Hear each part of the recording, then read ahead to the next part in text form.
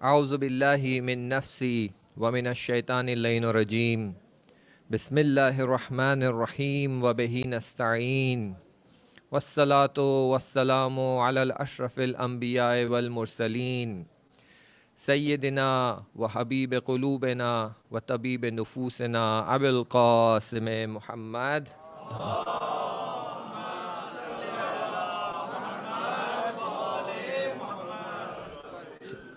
व अहले बैतिहि तय्यबीन अत्ताहिरीन अल मासूमीन ला सियमा बक़ियतिल्लाहिल आज़म फ़िल अर्ज़ीन वल्लान दाइम अला आदाइहिम अजमाइन। एक सलवात पढ़ दीजिए। सल्ले अला मुहम्मद व आले मुहम्मद वअज्जिल फ़रज। सबसे पहले मैं आप सबकी खिदमत में अर्ज़ करना चाहूँगा कि दरख्वास्त की गई है कि उस्ताद बशीर की तबीयत ठीक नहीं है, तो आप सब 3 बार अम्मा युजिबुल पढ़कर उनके शिफ़ा के लिए दुआ कीजिए। बिस्मिल्लाहिर्रहमानिर्रहीम। अम्मा युजिबुल मुस्तर्रा इज़ा दाअहु व यक्शिफुस्सू। अम्मा युजिबुल मुस्तर्रा इज़ा दाअहु व यक्शिफुस्सू। अम्मा युजीबुल मुस्तर्रा इज़ा दआहु व यक्शिफुस्सू। खुदाया परवरदिगारा, इन आज़ादारी के हक़ में तमाम ऐसे अफराद जो इमाम हुसैन की खिदमत में अपनी जान, माल, इज़्ज़त व आबरू को लगाते हैं और दीन की खिदमत करते हैं, उन्हें हर बीमारी से महफूज रख और हर कोई जो बीमारी में मुब्तला है उसे शिफ़ाए कामिल व आजिल अता फरमा। एक सलवात पढ़ दीजिए। अल्लाहुम्मा सल्लि अला मुहम्मद व आले मुहम्मद वअज्जिल फ़रज।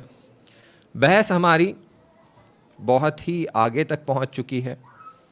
शुरुआत हमने खिलक़त जनाब आदम से की थी और वहाँ हमने ये डिस्कस किया कि खुदावंद मुतआल ने जनाब आदम अलैहिस्सलाम के वजूद में वो अस्मा रखे और उन अस्मा का असर ये है, उन नामों का असर ये है कि तकवीनन एज अ नेचुरल ऑर्डर हर शय जो वजूद रखती है वो खुदा की तरफ हरकत करती है, और इन अस्माओं का असर यह है कि यह अहलुल बैत की तरफ भी हरकत करती है।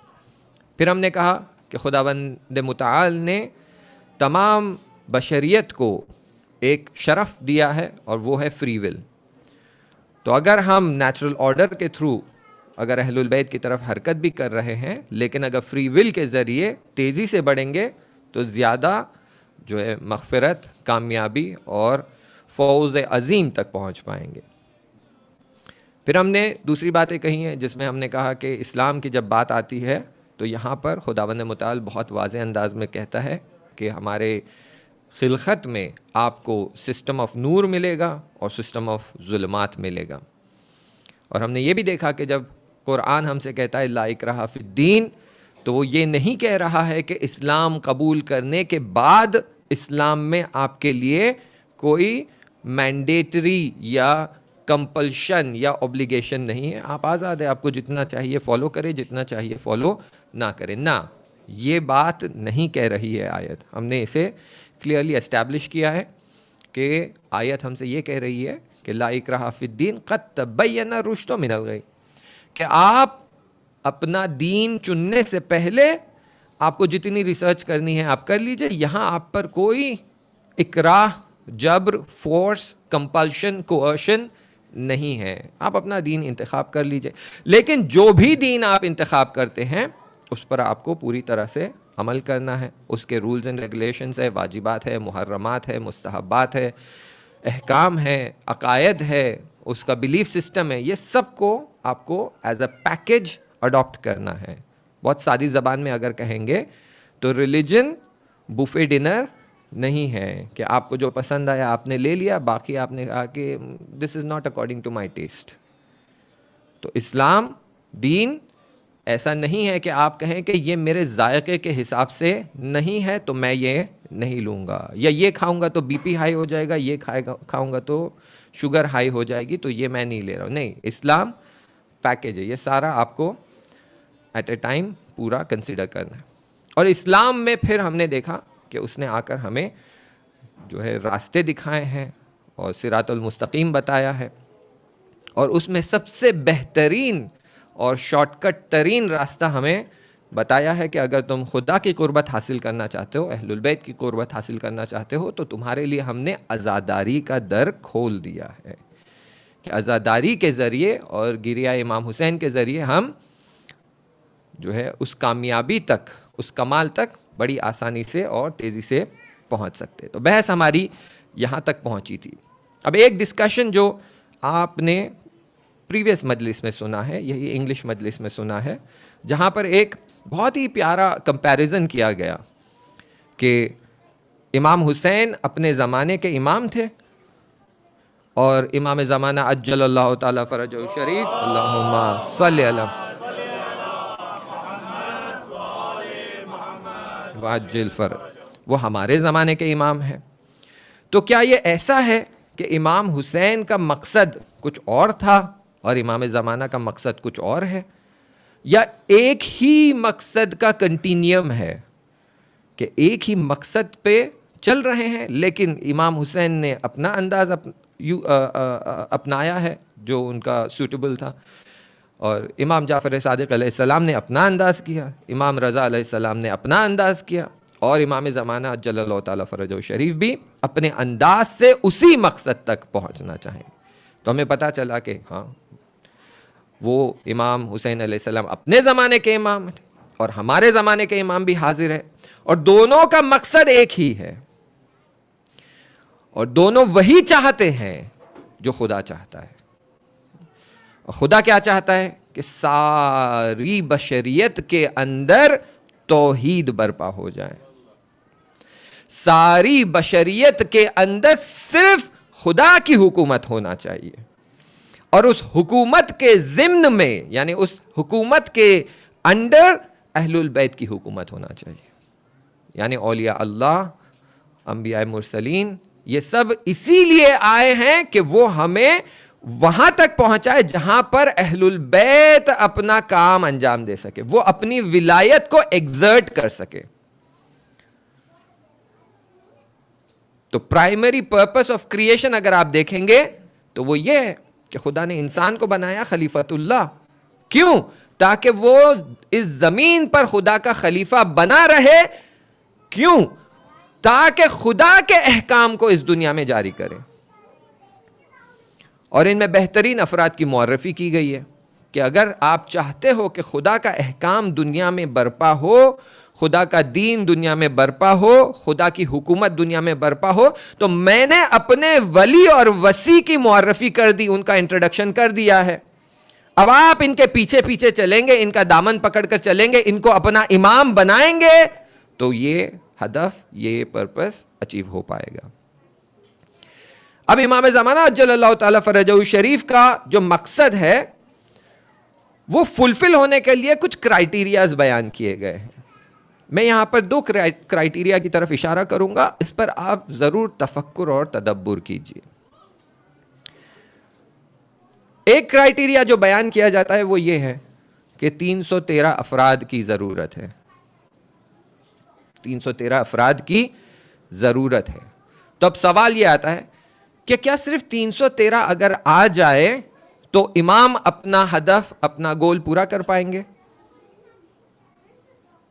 या उन 313 अफराद को सरदार बनाया जाएगा और उनके पीछे एक उम्मत की जरूरत है जो इन सरदारों के पीछे चलेगी, और हर सरदार को एक असाइनमेंट दिया जाएगा कि आपको यह पूरा करना है, आपको यह पूरा करना है, आपको यह पूरा करना है। अगर सिर्फ 313 की ही जरूरत होती तो क्या आपको नहीं लगता कि 1400 साल में 313 मुहक्कक हो पाए हैं, मिल पाए हैं? या नहीं, 313 पूरे हो चुके हैं, लेकिन 313 के पीछे जिस लश्कर की जरूरत है,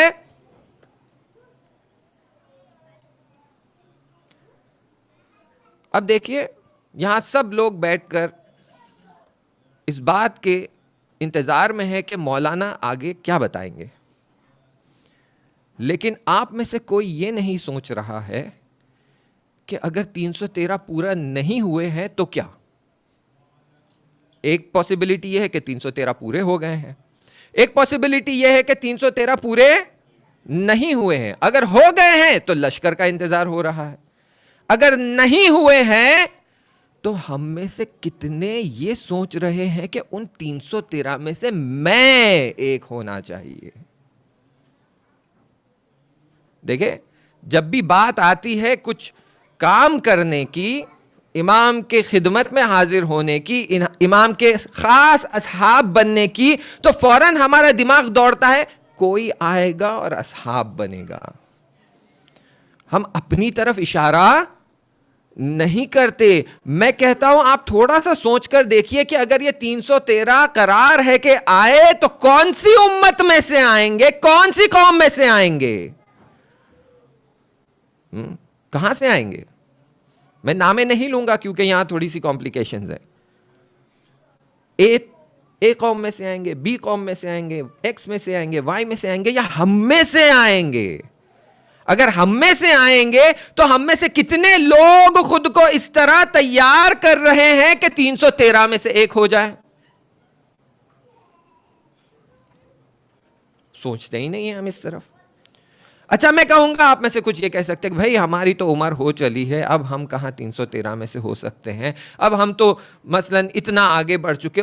ठीक है, कोई बात नहीं, अपनी औलादों को तो तैयार किया जा सकता है कि उनकी तरबियत ऐसी की जाए कि वो 313 में से एक हो जाए। भाई ठीक है, आप अपने खांदे से ये जिम्मेदारी हटाना चाहते हैं, लेकिन आपकी औलाद के पास तो कोई एक्सक्यूज नहीं है।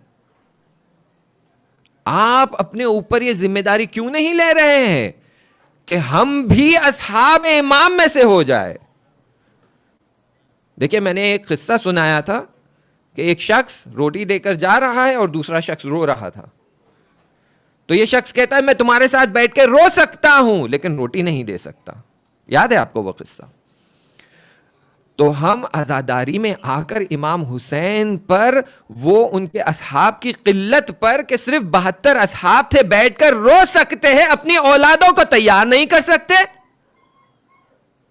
ये सोचने वाली बात है कि मैं यहां आ रहा हूं, इमाम पर गिरिया कर रहा हूं, लेकिन यही मोहब्बत मेरे दिल में आशूर के बाद बाकी रहती है या नहीं, यह देखना है। तो फिर जिंदगी के बाकी अय्याम जो है उसमें देखिए कि साल भर में मैं क्या कर रहा हूं इमाम के लिए। खुद को तैयार कर रहा हूं, अपनी औलाद को तैयार कर रहा हूं, अपनी जोजा को तैयार कर रहा हूं, क्योंकि 313 में कुछ खवातीन भी है। तो यहां माओ को सोचने की जरूरत है, क्या मैं खुद को तैयार कर रही हूं कनीज़े ज़हरा बनने के लिए? क्या मैं अपनी बेटी को तैयार कर रही हूं? हाँ अजीजों, ये सवालात हमें चाहिए कि हम खुद से पूछें। और ये सवाल जब तक नहीं पूछेंगे हम रास्ते को इंतखाब और इख्तियार नहीं करेंगे। We will not choose the right path. सवाल सादे हैं, जवाब सख्त है, सोचने की जरूरत है। अच्छा आइए, अगर आपको यह पता चल जाए कि 312 मिल गए हैं, 312 मिल गए हैं, एक का इंतजार हो रहा है, हम में से कितने इस बात को लेकर परेशान हो जाएंगे कहीं वो एक मैं तो नहीं, या सोचेंगे मौलाना अली हैमानी है, मौलाना आकिफ है, मौलाना कज़वीनी है, फलानी फलानी, हम कहां हो सकते हैं। नहीं अजीजों, इमाम को सिर्फ उलमा की जरूरत नहीं। मैंने ये पहले अर्ज किया कि सिर्फ आलिम दीन और वो खवास जिनको आपको लगता है कि यही है, नहीं, मौला इमाम हुसैन की फौज में गुलाम भी थे। अगर आप खुद को समझते हैं कि हम कहां वो कहां, नहीं, आप जैसों के लिए भी इमाम ने दरवाजा खुला रखा है। तो क्यों आप ये नहीं सोचते 312 आ गए हैं, एक का इंतजार हो रहा है, और अगर वो एक मैं हूं और मैंने खुद को तैयार नहीं किया तो ज़ुहूर में ताखीर का बायस बन रहा हूं। मैं हूं जिसकी वजह से इमाम ज़ुहूर नहीं कर रहे हैं, मैं हूं वो। बाकी सब तो तैयार है, लश्कर तैयार हो गया, 312 तैयार है, सब कुछ रेडी है, इमाम क्यों नहीं आ रहे? क्योंकि सबकी आंखें, सबकी निगाहें आप पर लगी हुई है कि ये कब तैयार होंगे, ये कब खुद को आगे बढ़ाएंगे? ये कब उस मरहले से बढ़कर एक ऊंचे मरहले पर आएंगे? ये कब अपनी औलाद को तैयार करेंगे? इसीलिए बार बार हमें अहलुल बैत की तरफ से ये अहदीस में मिलता है कि खुद को दुनिया में ना खो देना। दुनिया फरेब देने वाली है, आपको गाफिल करेगी हकीकत से। तो कहीं ऐसा ना हो कि दुनिया की चकाचौंध में हम इतने गाफिल हो जाएं कि इमाम 1200 साल से इंतजार कर रहे हैं। 1200 साल कोई छोटी मुद्दत नहीं होती है। 1200 साल से इंतजार कर रहे हैं और हम अपनी जिंदगी में बिजी है। अय्याम अज़ा के बाद एक बार भी हमारे दिल में ख्याल नहीं आता कि मेरा इमाम 1200 साल से मेरा इंतजार कर रहा है। देखिए, मैंने कल एक सवाल पूछा था कि क्यों इमाम अली अलैहिस्सलाम ने खिलाफत के लिए इतना एहतजाज किया, क्यों कर रहे थे वो, और फिर एक मुद्दत के बाद कहा कि नहीं चाहिए। ये बहुत ही इंपॉर्टेंट मिसाल मैंने आपको दी है कि 25 साल गुजर गए, उसके बाद इमाम ने कहा कि वो उम्मत उस जमाने में बेहतरीन हालत में थी, वो मिलती तो मैं उसे कमाल तक पहुंचाता। अब 25 साल बाद इतनी खराब और इतनी बीमार हो चुकी है कि मुझे नहीं चाहिए ये उम्मत। 1200 साल गुजर चुके हैं, कहीं ऐसा ना हो कुछ और साल गुजर जाए तो फिर मौला कहने लगे ये उम्मत इतनी बीमार हो चुकी है, नहीं चाहिए ये उम्मत, ऐ खुदा मुझे इनसे जुदा कर दे, इन्हें मुझसे जुदा कर दे। इसीलिए मैंने आपको ये मिसाल दी थी। अब आइए एक और सवाल आपसे मैं पूछता हूं कि इमाम हुसैन अलैहिस्सलाम करबला क्यों जा रहे थे? यजीद के खिलाफ क्यों क़ियाम किया था? माज़अल्लाह कोई ये ना सोचे कि वो हुकूमत चाहते थे, हुक्मरानी चाहते थे, उनके दिल में शौक़ उठा कि मैं भी खलीफा बन जाऊं, मैं भी बादशाह बन जाऊं, तख्त व ताज चाहिए, माल व ज़र व जेवर चाहिए। नहीं, इमाम को तो ये नहीं चाहिए था। इमाम तो अगर मिट्टी उठाकर उसे हुक्म कर दे तो वो ज़र व जेवर बन जाए, तो इमाम को तो वो नहीं चाहिए था। तो क्यों जा रहे थे? तो कोई हो सकता है आगे बढ़कर कह दे कि वो चाहते थे इस्लाम को बचाए। तो हम कहेंगे कौन सा इस्लाम? उस तरफ भी मुसलमान थे, इस तरफ भी मुसलमान थे, उस तरफ भी अज़ाएं दी जा रही थी, यहां भी अज़ाएं दी जा रही थी, वहां भी कुरान पढ़ा जा रहा था, यहां भी कुरान पढ़ा जा रहा था, वहां भी नमाजें हो रही थी, यहां भी नमाजें हो रही। हाँ अजीजों, जब आप ये कहेंगे ना कि इमाम हुसैन जा रहे थे इस्लाम को बचाने, इस्लाम दरे हुसैन पे खड़ा हुआ है, अपनी जिंदगी की भीख मांग रहा है, ये सारी जब बातें आप कहेंगे तो आप ये भूल जाएंगे कि असली बात क्या है। असली बात यह है कि इमाम करबला जा रहे थे ताकि मैं आज दीन नाब पर बाकी रहूं और हुसैनियत पे बाकी रहूं। वो इस्लाम बचाने नहीं गए थे, मुझे बचाने गए थे। ये बात समझिए आप कि अगर इमाम हुसैन ने अपने कुनबे को लुटाया है और उस दिन से इस्लाम का थोड़ा सा नाम बाकी रह गया है, तो वो नाम बढ़ते बढ़ते यहां पहुंच गया कि मुझ पर खुदा ने लुत्फ किया है कि मैं हुसैनियत में पैदा हुआ हूं। अली असगर को ऐसे ही कुर्बान नहीं कर दिया, कड़ियल जवान का लाशा ऐसे ही जनाबे अब्बास के कटे शाह ने ये क्यों कुर्बान किया? चाहते थे मेरी उम्मत को मैं बचाऊं, हमारे लिए, हर फर्द के लिए, एक एक के लिए। आपको सोचने की जरूरत है। मेरे, जब आप ऐसे सोचेंगे कि मेरे लिए इमाम हुसैन गए थे, तो फिर आपकी जिंदगी बदल जाएगी। आप कहेंगे हुसैन ने मेरे लिए सब कुछ लुटाया है, तो मैं भी हुसैन के लिए अपना सब कुछ लुटाने तैयार। वरना आप अपनी जिंदगी में बिजी रहेंगे। आप कहेंगे हाँ भाई, कल से मुहर्रम शुरू हो रहा है, घर में अलम इस्ताद करने हैं, आशुर खाना लगाएंगे, मजलिस होगी, तबर्रुक बांटेंगे, जो है सेंटर में आज़ादारी होगी, शिरकत करेंगे। 14 मुहर्रम के बाद कहाँ है हुसैन हमारी जिंदगी में? ये वाकईन सोचने की जरूरत है। तो इसीलिए ये पिछले 8 दिन से मैं आपको बता रहा था कि इमाम हुसैन अलैहिस्सलाम की अजमत क्या है, हमें कौन सी नेमत मिली है, खुदावंद मुतआल ने हमें क्या दिया कि कह दिया अतमम तो अलैकुम नेमती, ऐसी नेमत दे रहा हूं कि कयामत तक मैंने तुम्हारे ऊपर अपनी नेमतों को पूरा कर दिया है। इसकी अर्जिश समझे, इसकी इंपॉर्टेंस समझे, इसकी अहमियत समझे। हर किसी को नहीं मिलते हुसैन, हमें मिले हैं, बहुत ही खुश नसीब है हम, फक्र होना चाहिए। और चले मैं मिसाल के साथ आपसे कहता हूं, आपने फोर्ट नॉक्स का नाम सुना होगा। फोर्ट नॉक्स जहां पर दुनिया का सबसे बड़ा सोने का जखीरा पाया जाता है। अगर कोई आपको एक एनवलप दे दे और उसमें कह दे कि भाई इसमें फोर्ट नॉक्स का कोड लिखा हुआ है और इसके साथ आपको परमिशन दी गई है कि जब आप चाहें तब ये कोड यूज करके उससे जितना सोना लेना है लेकर इस्तेमाल करें, आप बताइए आप इस एनवलप को कैसे उठा के रखेंगे? घर में गए टेबल पे छोड़ दिया, किसी छोटे मामूली कबर्ड में रख देंगे, अपनी अलमारी के दराजे में रख देंगे, या बैंक में जाकर एक महंगा वाला लॉकर लेके डिजिटल बायोमेट्रिक्स वाला लेकर उसमें संभाल के रखेंगे? संभाल के रखेंगे, क्यों? बहुत ही इंपॉर्टेंट चीज है। तो खुदावंद मुतआल ने जब इमाम हुसैन को हमें दिया है तो बेहिश्त की चाबी हमें दे दी है, इसे कैसे संभाल के रखना चाहिए? इतना हल्के में, इतना सादे में मत लीजिए। शबाब अहलिल जन्ना, जन्नतों के ये प्रिंसेस है, प्रिंस है, यानी ये आपके साथ है तो आपको जन्नत, आपको सीक्रेट कोड मिल गया है, डिक्रिप्ट करके दिया गया है, तो इसका इस्तेमाल करें आप। इसको बहुत सादे में ना लीजिए।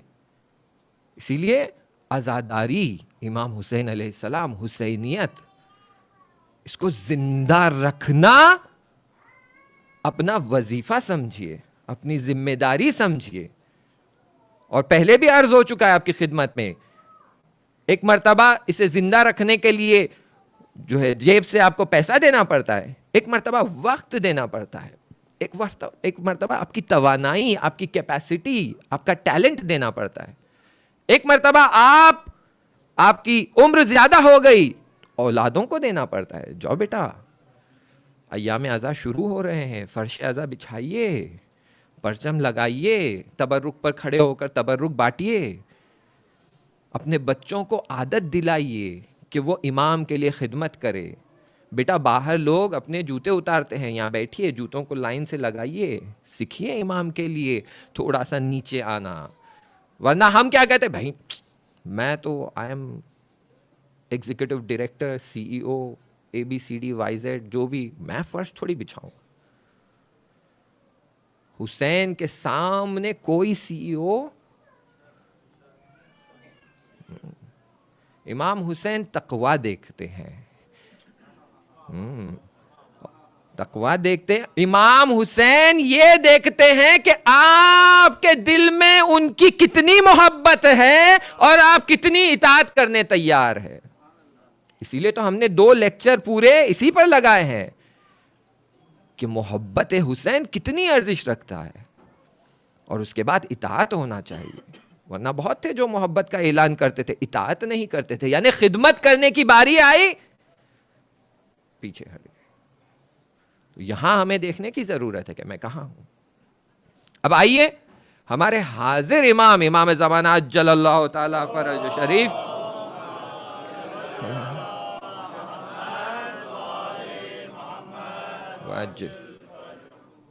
वो एक मकसद लेकर आए। उनका एक मकसद है। मकसद क्या है? कि पूरी दुनिया को अदालत से भर देंगे। और कब होगा ये? जब पूरी दुनिया में जुल्म भर जाएगा, है ना। अब देखिए, हमारा रवैया, हमारी रफ्तार, हमारा बिहेवियर, थोड़े से इजी वर्ड्स यूज करते हैं ताकि सबको समझ। हमारा बिहेवियर इस बात को लेकर कि पूरी दुनिया जब जुल्म से भर जाएगी तो इमाम आएंगे, तो अब क्या किया जाए? जुल्म हो रहा है, चुप बैठे रहें? यानी अगर मैं चुप नहीं बैठूंगा, बल्कि ऐसे कहो, अगर मैं चुप बैठूंगा तो दुनिया जल्दी जुल्म से भर जाएगी, तो फिर इमाम आ जाएंगे, ये तो अच्छी बात है, मैं तो इमाम के गोल में, पर्पस में, हदफ में, मकसद में मदद कर रहा हूं, इसलिए चुप बैठ जाइए। यह सही तरीका है? या अगर कुछ कहूंगा और जुल्म कम होना शुरू हो जाए तो फिर जब तक दुनिया जुल्म से भरेगी नहीं तब तक इमाम आएंगे नहीं, तो मैं तो इमाम के ज़ुहूर में ताखिर कर रहा हूं, डिले कर रहा हूं। जुल्म को रोक दिया, जुल्म नहीं बढ़ रहा तो इमाम नहीं आएंगे। तो करे तो क्या करे, क्या किया जाए? सख्त सवाल है, सख्त मरहला है। मैं ये करूं या ये करूं? हर दो हालत में लग रहा है कि इमाम ज़ुहूर नहीं करेंगे।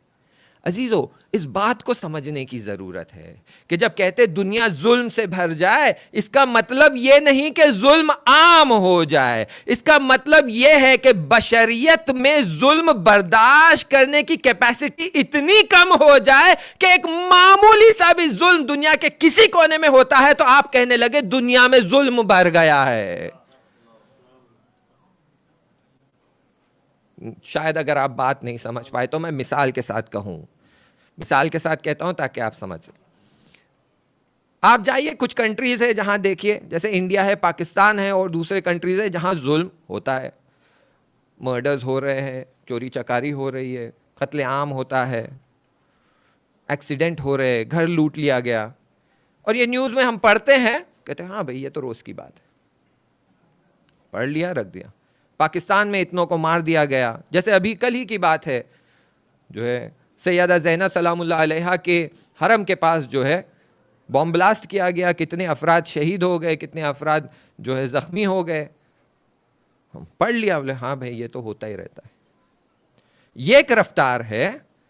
और आज से 15 साल पहले हम आए थे जब यहां पर, तो पता चला कि फलान चाइना टाउन के पास किसी खातून का बाइक पर 2 बंदे आए, उन्होंने पर्स छीन लिया, तो अगले दिन मेयर को समन किया गया कि ये क्या हो रहा है तुम्हारे इलाके में, कैसे खातून का पर्स छीन लिया गया।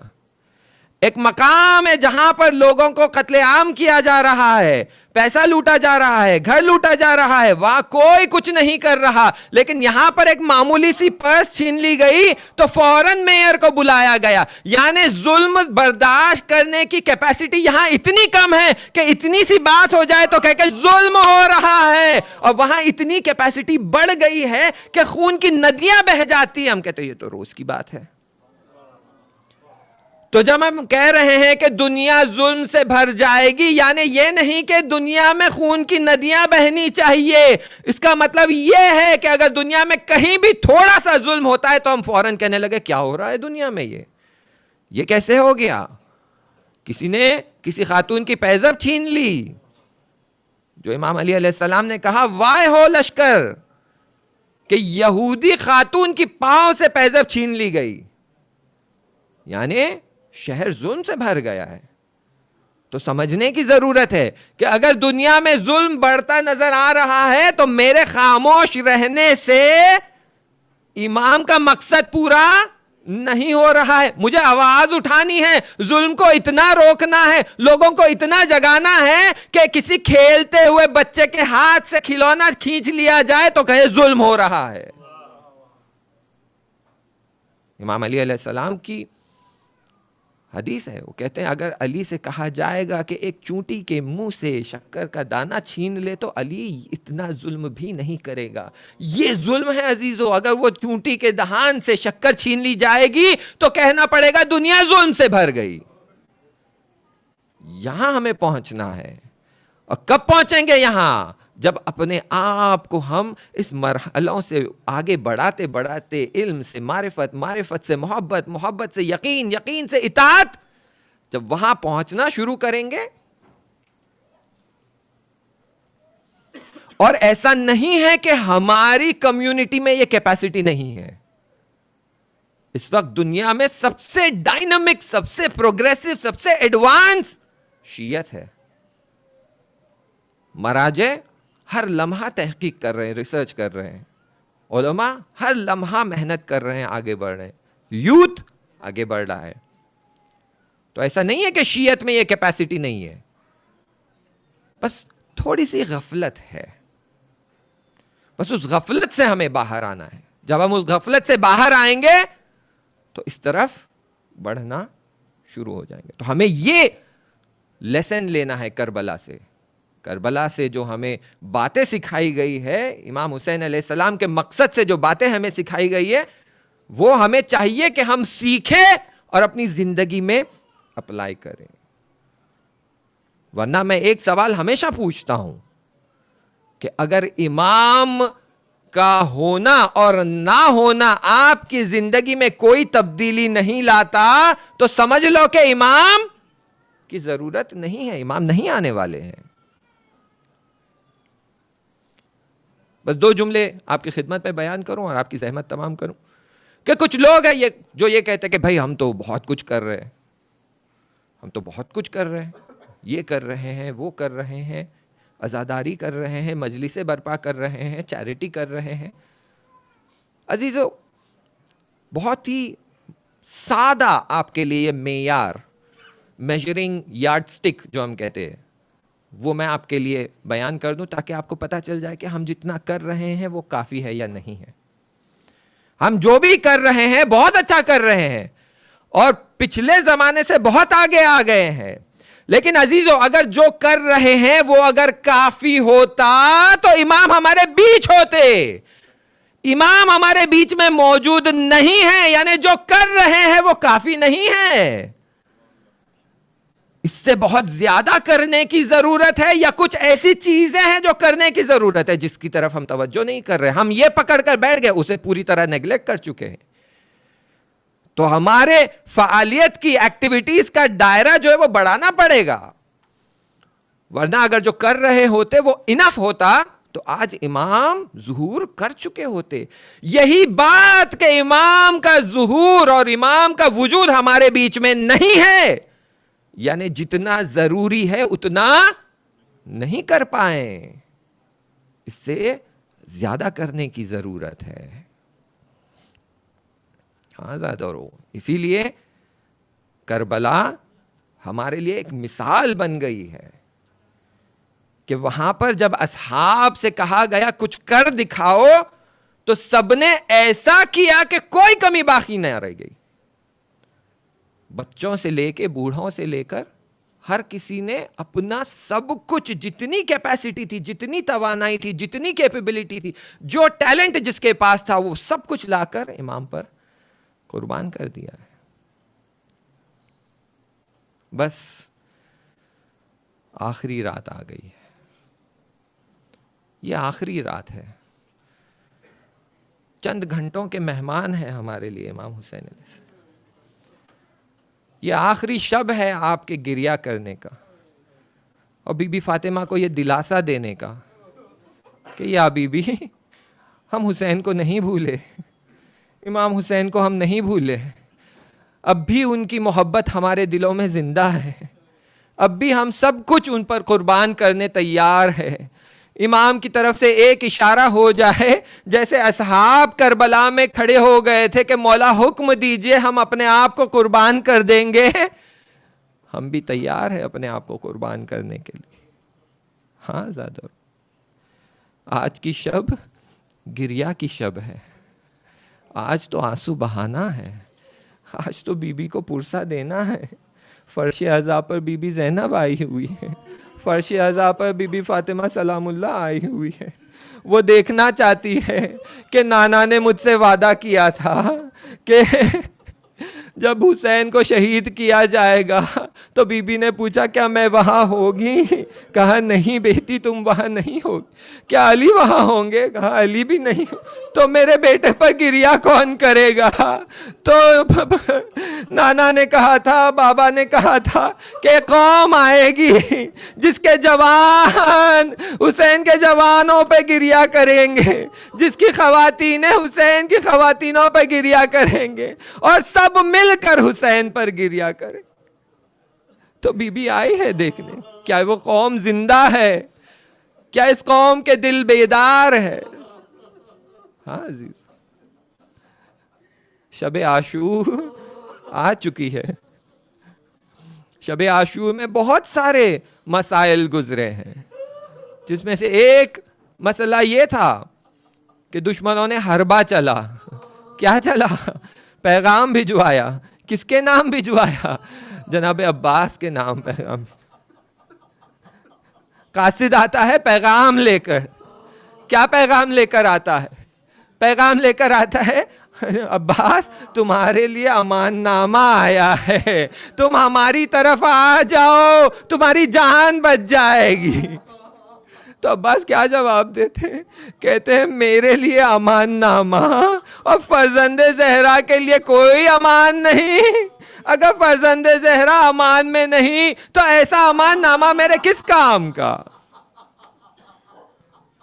हाँ अजीजों, शब आशूर आशूर से कम नहीं है। मैं दरख्वास्त करूंगा रोशनाई थोड़ी कम कर दे, लाइट्स को थोड़ा ऑफ कर दे।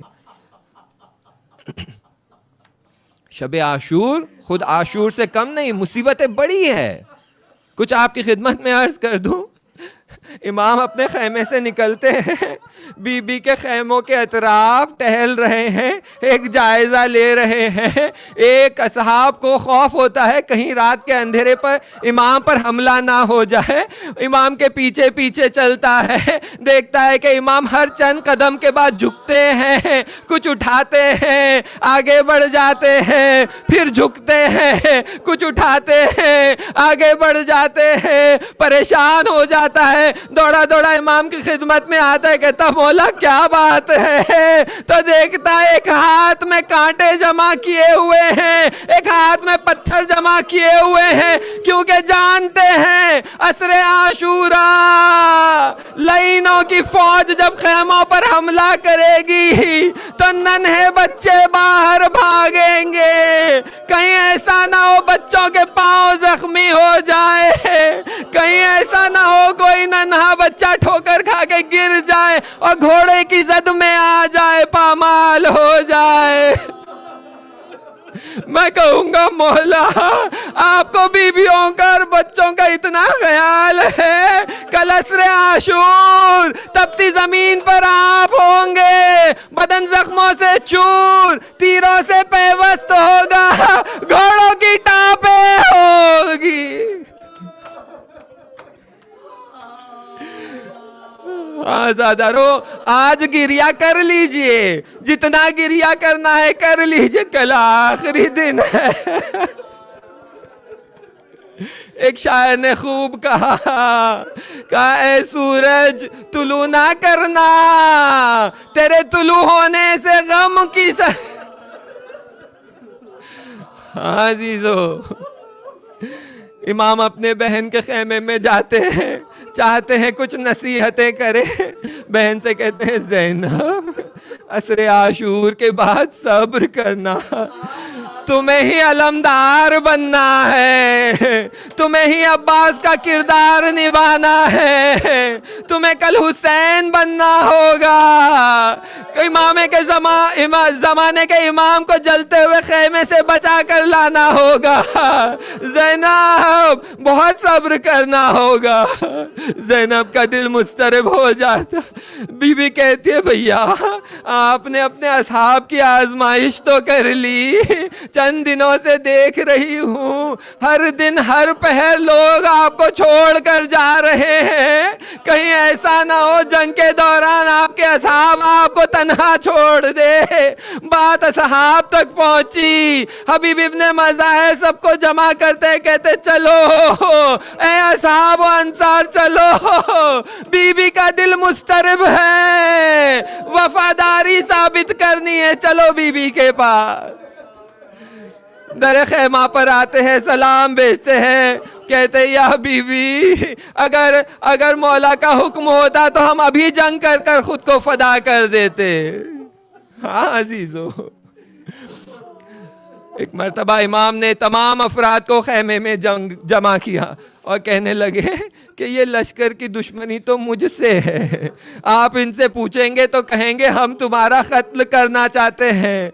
मैंने पूछा मेरा कत्ल क्यों करना चाहते हैं? तो कहते बुग़्ज़ अली, अली से नफरत है, तुम अली के लाल हो, हमारी तलवारें तुम्हारे खून की प्यासी है। तो ऐ मेरे प्यारे असहाब, तुम्हारा कोई इससे लेना देना नहीं, तुम जा सकते हो। हाँ बस एक काम करना, जाते जाते एक एक बनी हाशिम को अपने साथ ले जाना।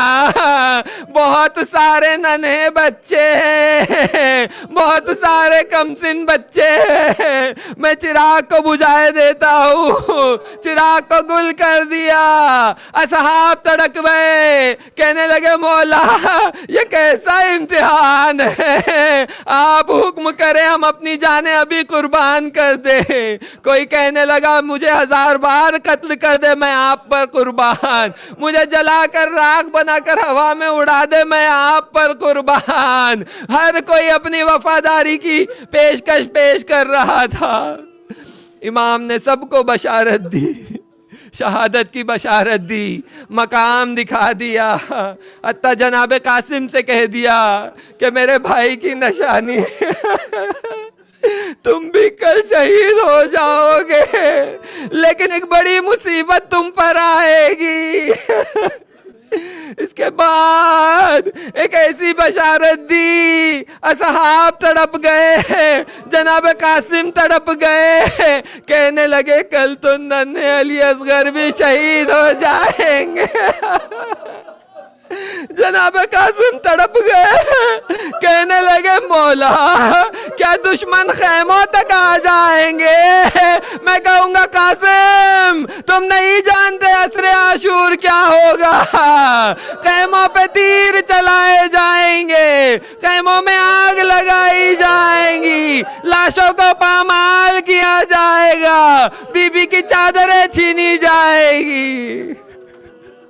हाँ ज़ादारो, हर किसी ने अपनी वफादारी पेश की है, हर किसी ने अपने वफादारी खूब निभाई है, लेकिन हाय एक ऐसा वफादार था जिसने ऐसी वफादारी निभाई है कि क़यामत तक कोई ऐसी वफादारी निभा नहीं पाएगा।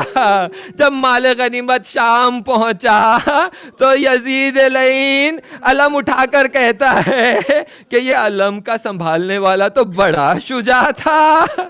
इस अलम को देखता हूं तो देख रहा हूं जगह जगह पर तीर के निशान हैं, तलवार के निशान हैं, लेकिन वहां जिसने अलम पकड़ रखा था वहां कोई ज़रबत के निशान नहीं है, बड़ा शुजा और वफादार था। हाँ अजीजो, जब अब्बास ने अलम को थामा तो अलम हाथ से नहीं छूटा, काशाना कलम हो गया, लेकिन अलम को जमीन पर नहीं आने दिया।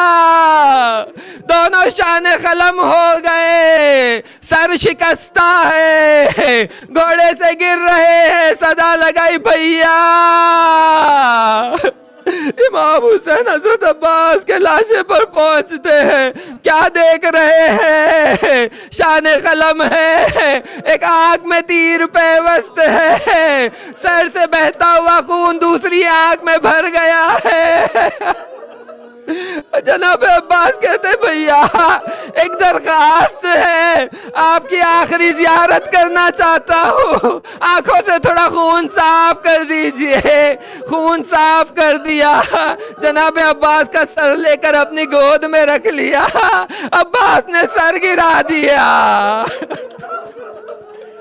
फिर से सर अपनी गोद में रख दिया, अब्बास ने सर गिरा दिया, तीसरी मर्तबा सर गिराया तो इमाम ने पूछा क्या हुआ भैया, मुझसे खफा है?